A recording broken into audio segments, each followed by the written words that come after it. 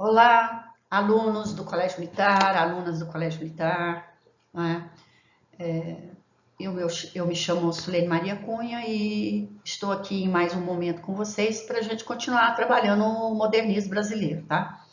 No modernismo brasileiro, nós estamos vendo a fase heróica da literatura, não é isso?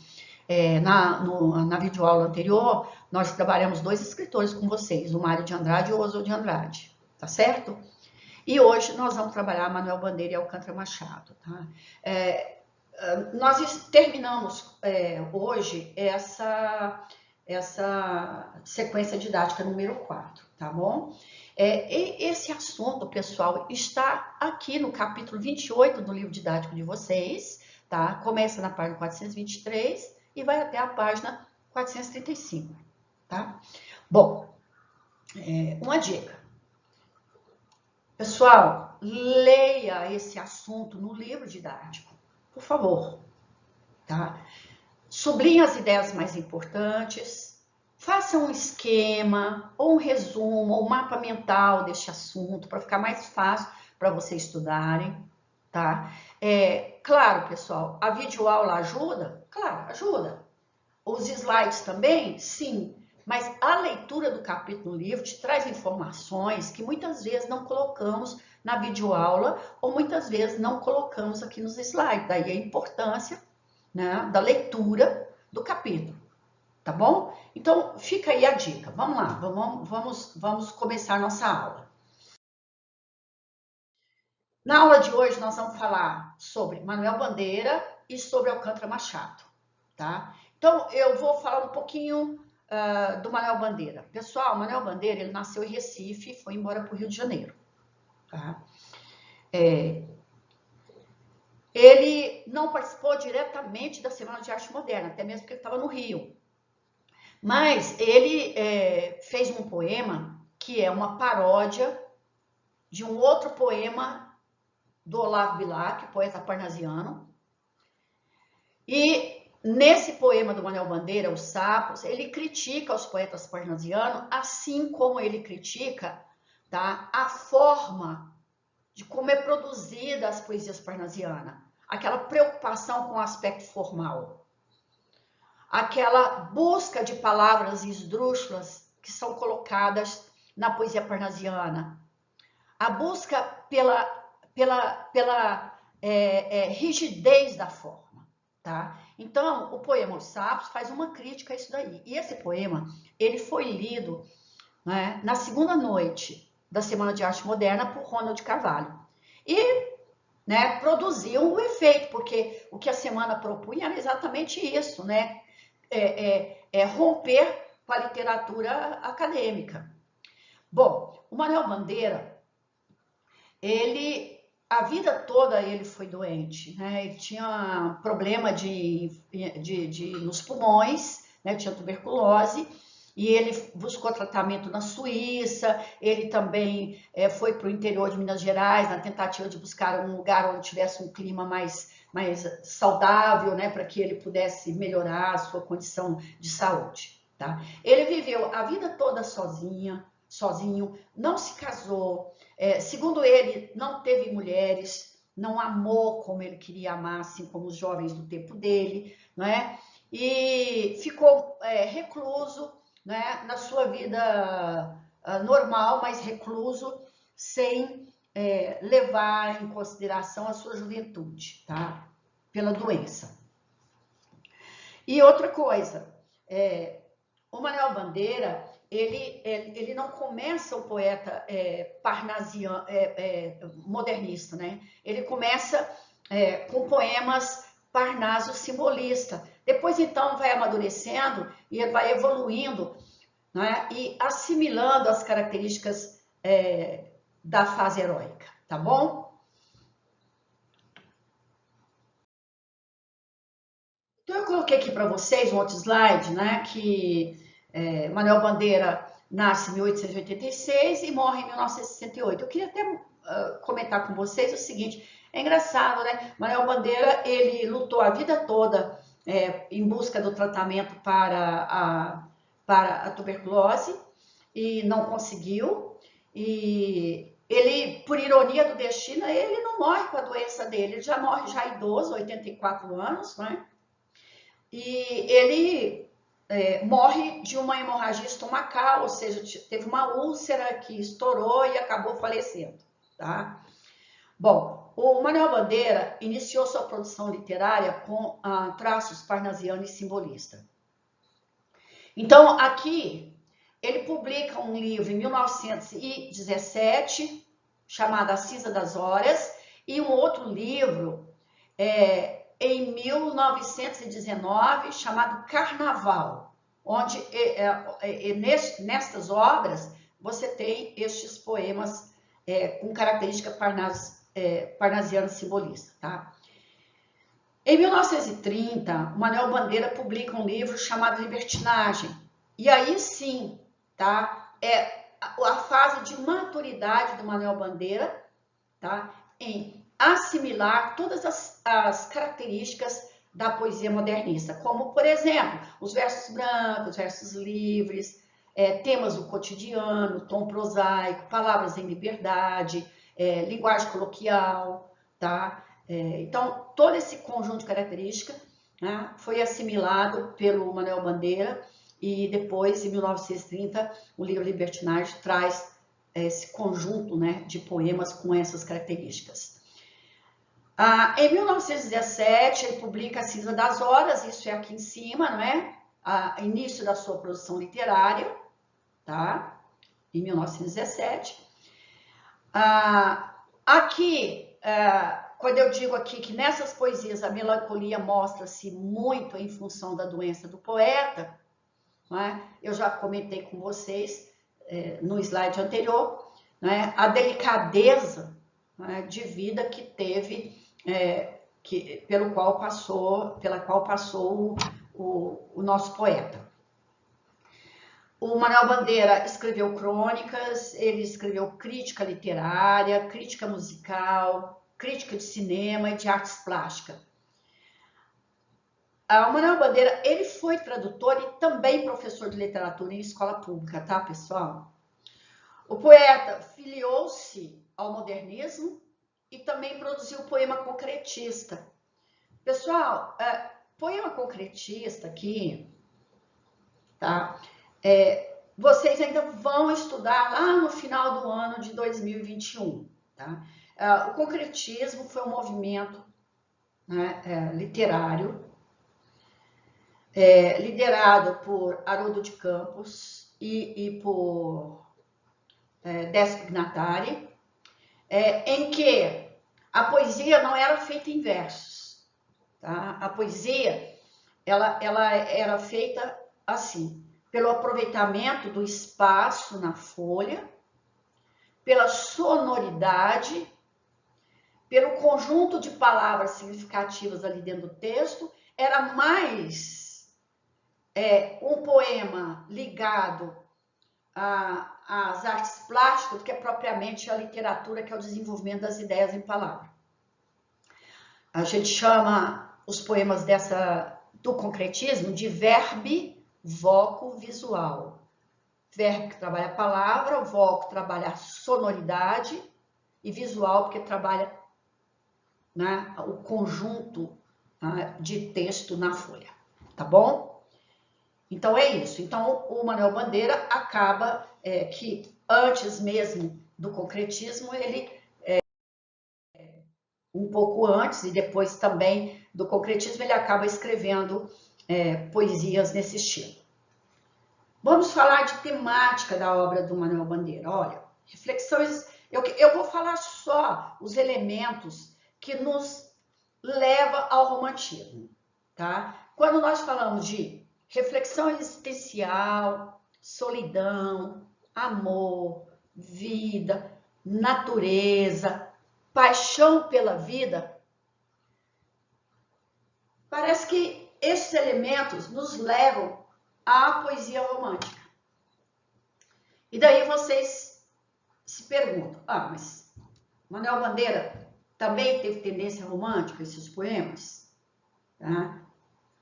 Teve tendência parnásio simbolista nos seus primeiros 2 livros, publicados e também teve tendências românticas? Não, pessoal, vamos explicar aqui.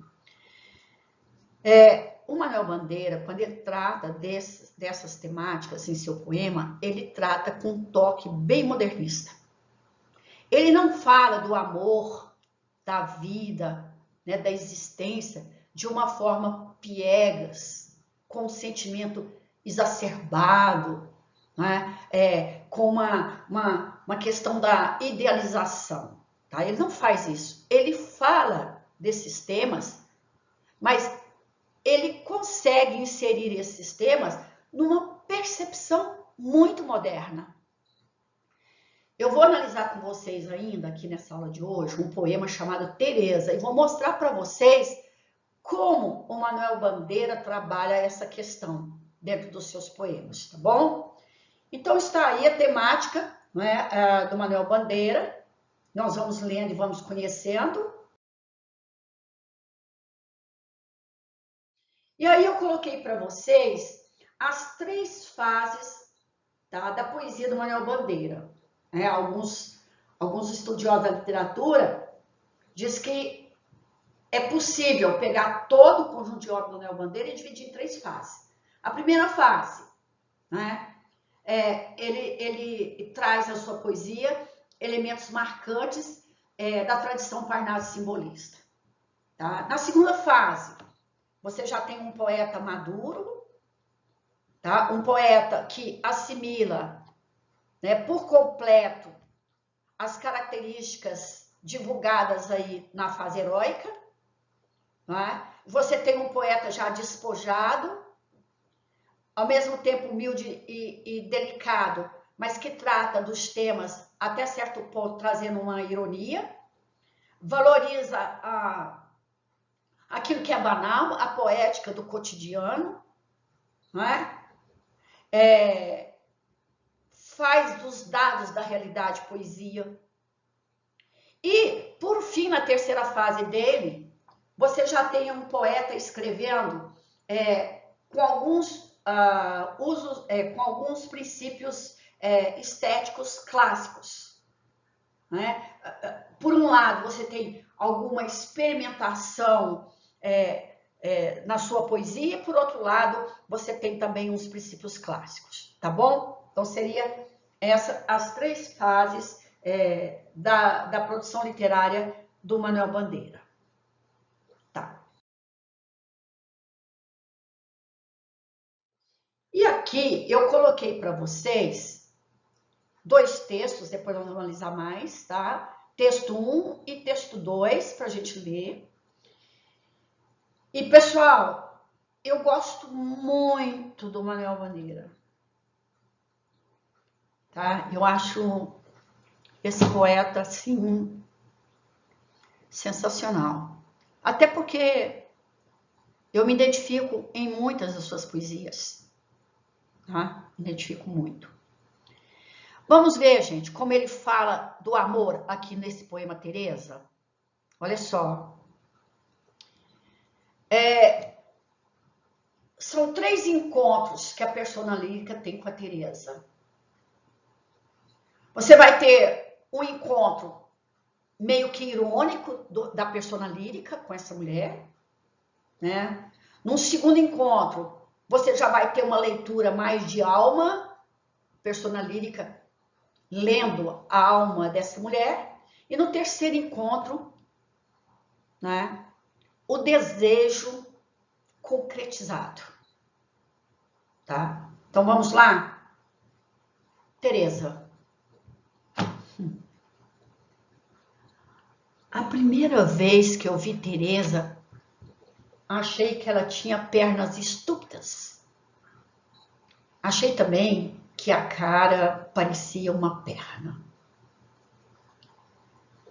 Quando vi Teresa de novo, achei que os olhos eram muito mais velhos que o resto do corpo.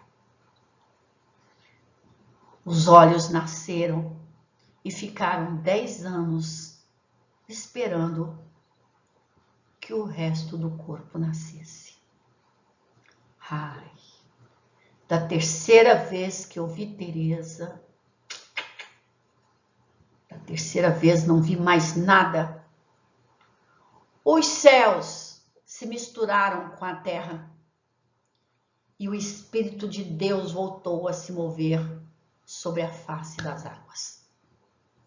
Pessoal, muito bom, né? Muito bom. Muito bom. Esses caras são bons para escrever, não é? Não é à toa que, né, nós estamos aí em 2021 e estamos estudando Manuel Bandeira e outros. A literatura brasileira é riquíssima, pessoal, embora pouco valorizada pelos brasileiros, né? Olha, a primeira vez que ele vê a menina é meio que irônico, não é? É meio que, pô, o que é que eu vi nessa pessoa? Eu vi só a parte física. Eu vi as pernas, achei as pernas estúpidas, né? De repente, pernas bonitas. Mas depois também achei que a cara parecia uma perna. Então você tem um poeta totalmente irônico, né? Sem nenhum vínculo com amor, né? Um poeta até certo ponto distante do que seria um relacionamento por amor. Aí ele vê a mulher de novo, né? Ele vê a menina de novo. E aí sim, aí o que ele faz? Ele faz a leitura dos olhos. Ele vê a maturidade nos olhos dessa menina. Parecia que os olhos eram mais velhos, né? Parecia que os olhos nasceram primeiro. Depois o cara ficou esperando o resto, os olhos ficaram esperando, né, que o resto do corpo nascesse. Pessoal, na literatura, os olhos, tá, é visto e estudado e analisado como sendo o espelho da alma. Né? E aqui é verdade, né? A persona lírica entra na alma da menina, entra na alma da Teresa.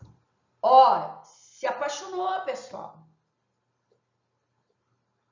Ficou gostando da garota.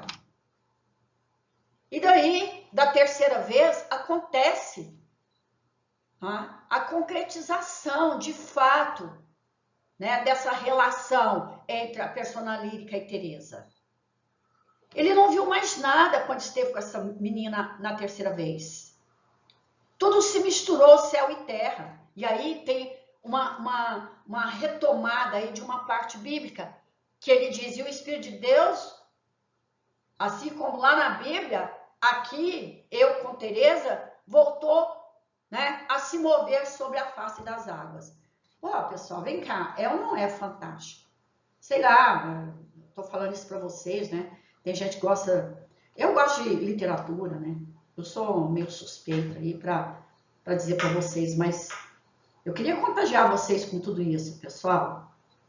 Vamos lá, outro poema dele, poema do Beco. Olha, o poema é curtinho, viu?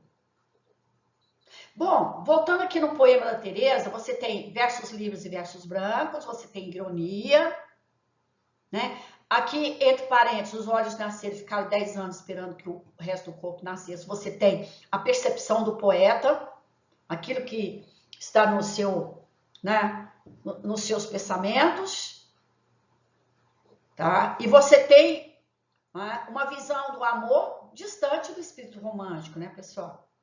Vamos ver aqui, poema do Beco. Outro poema aí, bem modernista, né? Tem um poema minuto, curtinho, um poema bem sintético, não é? Onde o poeta faz uma pergunta e dá uma resposta. Que importa a paisagem, a glória, a Bahia, a linha do horizonte? O que eu vejo é o beco. Né? Então, ausência de rima, ausência de métrica, tema do cotidiano, tema social, pessoal. Né? Tema social. Ok?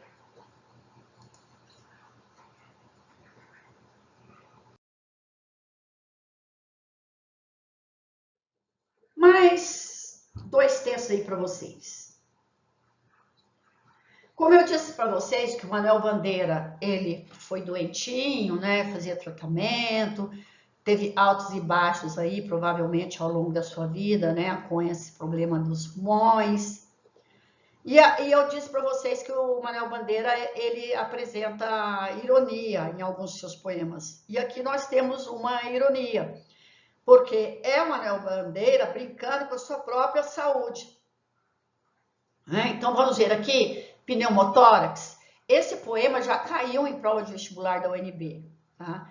Pneumotórax é um procedimento, né, médico para tirar do pulmão, né, a água, e tratar o pulmão, fazer uma infiltração, assim, sabe? Então, vamos lá, pneumotórax. Febre, hemoptise, dispneia e suores noturnos. A vida inteira que podia ter sido e que não foi. Tosse, tosse, tosse. Mandou chamar o médico. Diga 33. 33, 33, 33. Respire. Ih, o senhor tem uma escavação no pulmão esquerdo e o pulmão direito infiltrado. Então, doutor, não é possível tentar um pneumotórax? Não. A única coisa a fazer é tocar um tango argentino. Veja como o poeta escreve em tom prosaico, em versos livres e brancos. Ele coloca, inclusive, diálogo no texto poético. As reticências aí, né, que simboliza, tá, essa questão da respiração, tá, o paciente sendo auscultado pelo médico. E você tem no final a grande ironia. Ora, já que não temos nada que fazer neste seu caso, vamos viver a vida, né? A única coisa é viver, é tocar um tango argentino e ir, e seguir. Texto 3. Poema tirado de uma notícia de jornal. Tom prosaico. Temas do cotidiano. Também tem uma temática social aqui, pessoal. Marcada aí por alguns elementos. Olha, João Gostoso era carregador de feira livre e morava no Morro da Babilônia, num barracão sem número. Uma noite, ele chegou no bar 20 de novembro, bebeu, cantou, dançou, depois se atirou na Lagoa Rodrigo de Freitas e morreu afogado. Olha só, ele era carregador de feira livre, marca, né, a sua posição social.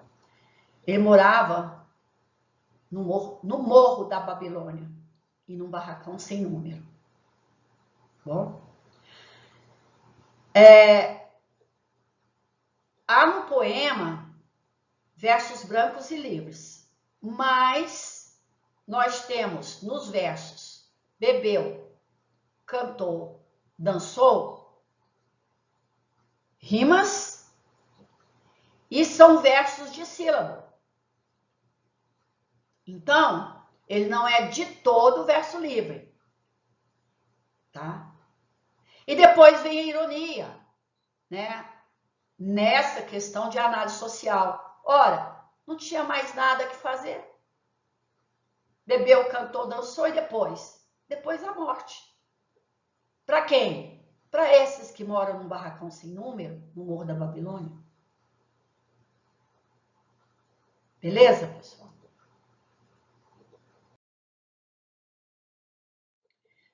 Bom, alunos, esse poema aqui, ele está como leitura obrigatória na terceira fase do PAS. Tá? Então, eu coloquei aqui para a gente meio que dar algumas dicas para vocês sobre esse poema. A consoada. Pessoal, consoada aí é um tipo de refeição, uma sopa leve, sem carne, que a gente, que a pessoa toma ainda em jejum, tá? A Consoada. Eu acho esse poema muito parecido comigo, pessoal. Eu gosto mais desse poema. Vocês já viram que eu gosto de todos os poemas, né? Quando a indesejada das gentes chegar, não sei se dura ou coroável. Talvez eu tenha medo, talvez eu sorria, ou talvez eu diga, alô, iniludível. O meu dia foi bom, pode a noite descer. A noite com seus sortilégios. Encontrará lavrado o campo, a casa limpa, a mesa posta, com cada coisa em seu lugar. A reflexão aqui, pessoal, é sobre vida e morte, sim. Depois de um jantar, depois de uma sopa leve, né? Ora, quem é indesejada das gentes? A morte. A persona lírica não sabe se ela, se a morte traz, né, aspectos coroáveis ou se a morte vai ser dura, porque ninguém sabe como a morte virá. Nem o persona lírica sabe, né, pessoal? E nem a professora aqui sabe se a morte, se a indesejada da gente chegar até a professora, eu não sei. Se ela chega de forma dura ou de forma coroável. E aí tem uns elementos antitéticos muito interessantes no poema, porque ele nos revela a reflexão, aquilo que você não sabe. Né? Talvez eu tenha medo, talvez eu sorria. Aí, diante desses elementos antitéticos, é melhor sair para a ironia, já que ele não sabe. Ou senão eu posso dizer, alô, iniludível. Ou seja, alô, você que não ilude. Alô, morte. Você que chega para todos e vai chegar para mim. E aí ele conversa com a morte. O meu dia foi bom. Pode sim. Pode a noite descer com os seus sortilégios. Eu estou preparado. Por que ele está preparado, pessoal? Porque o campo está lavrado. Está tudo limpo, arrumado. A casa está limpa. A mesa está posta. As coisas estão, cada uma em seu devido lugar. Então, a persona lírica não está, a morte não vai chegar e pegá-lo assim de forma desprevenida. Tá? Então, os elementos antitéticos, medo, sorria, tá? São elementos que refletem a reflexão. A morte, pessoal, é um fato no poema. E ele faz isso, e ele enfatiza isso, tá? Entre parênteses. Não sei se é dura ou coroável. Viu? É o pensamento da persona lírica. As palavras que tem no texto, que vocês vão procurar no dicionário. Iniludível, coroável, sortilégios. Ora, pessoal, esse grupo de palavras pertence à norma culta da língua. A gente não tem aqui um modernista que se propõe a trabalhar a linguagem coloquial, mas aqui nesse poema ele emprega termos, né, não tão comuns, tá? Aí, de acordo com a norma culta. A noite pode descer se com ela a indesejável, que é a morte chegar, a persona lírica não terá nenhum problema, porque tudo na vida dele está organizado. Tudo está preparado no seu devido lugar. Não é lindo, gente, esse poema? Esse poema é lindo. Tá aí na leitura obrigatória do Paz. Procura análise, tem um monte de análise desse poema no site, no Google. Procura um site sério, procura conhecer o Manuel Bandeira para não aceitar qualquer tipo de análise, tá? E aprofunda aí, tá? Alcântara Machado nasce em 1901 e falece em 1935. Pessoal, faleceu muito novo, né? 34 anos. Olha só, o poeta foi fazer uma cirurgia de apêndice e acabou falecendo.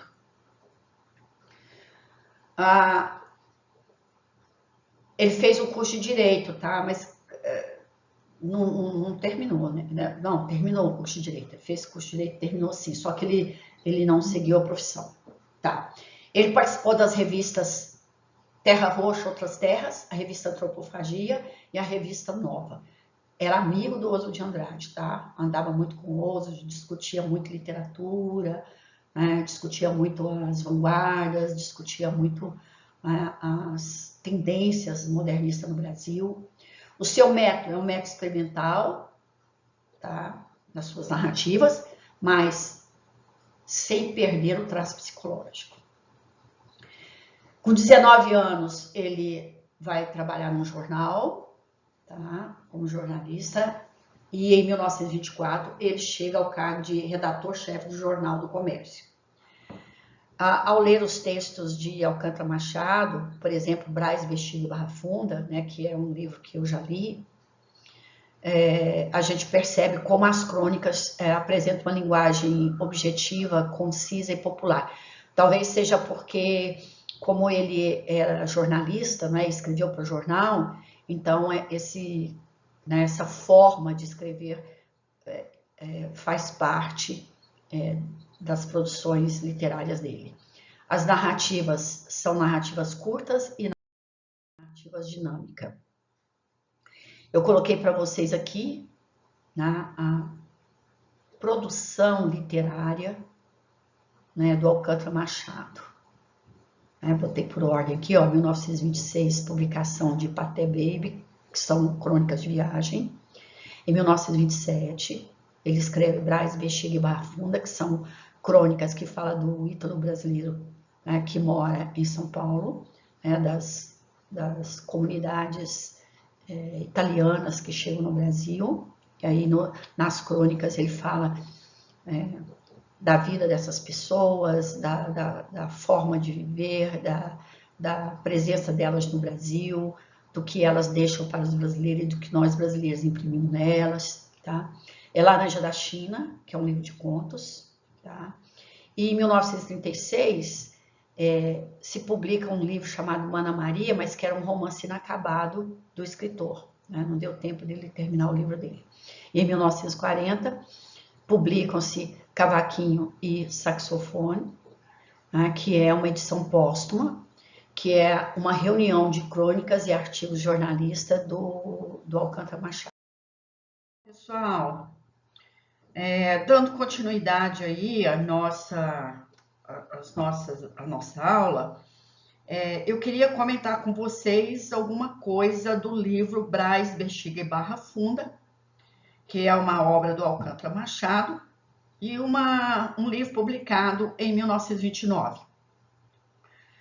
A obra ela é composta de 11 contos, né? E o prefácio, inclusive, foi escrito pelo amigo do Alcântara, o Oswald de Andrade. Os contos apresentam quadros urbanos do cotidiano da vida de São Paulo. As narrativas, elas são bem-humoradas, né? São narrativas curtas, com um técnico cubista futurista, né?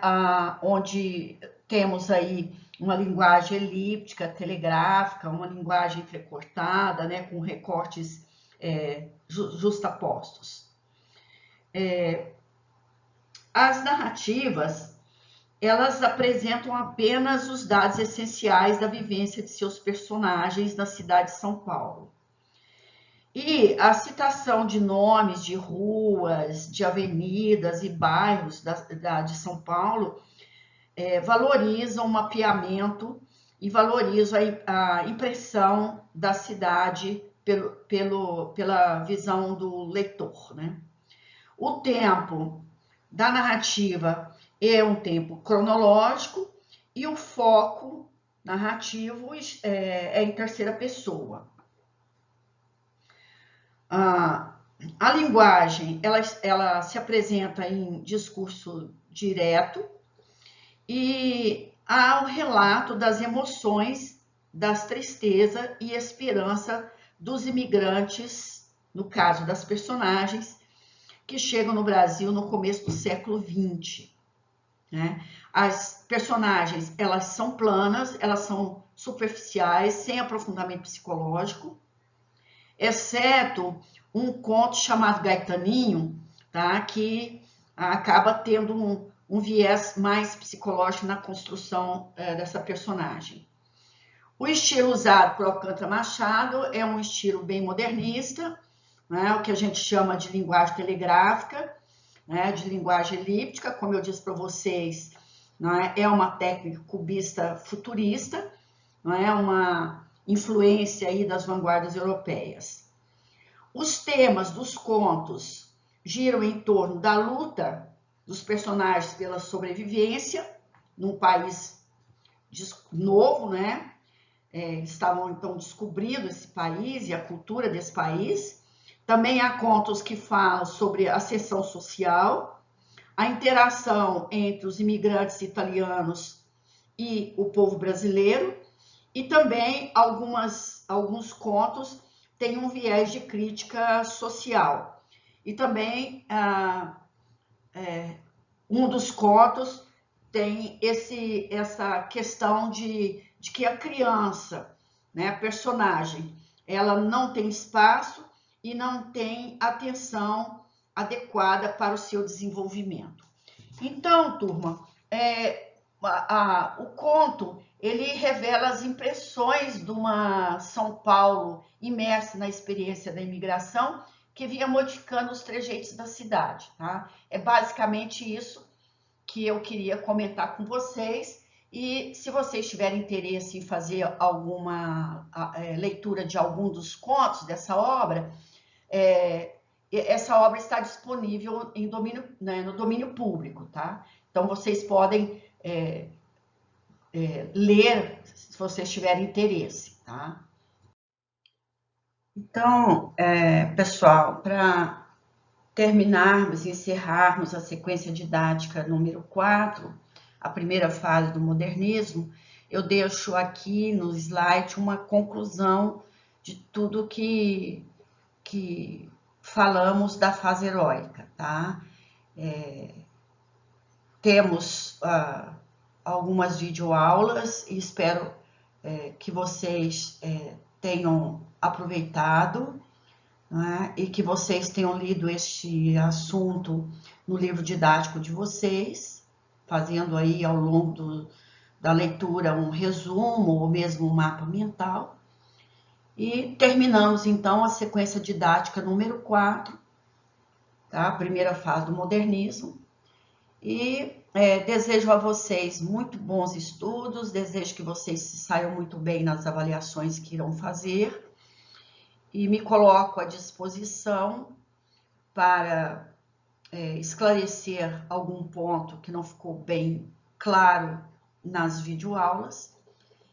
Então, estou à disposição de vocês, tá? Eu desejo para vocês bons estudos, desejo sucesso, e aí fica aqui o abraço sincero, com todas as boas novas para 2021, da professora Sulene, tá? Até a próxima videoaula, pessoal. Muito obrigada aí pela atenção, tá?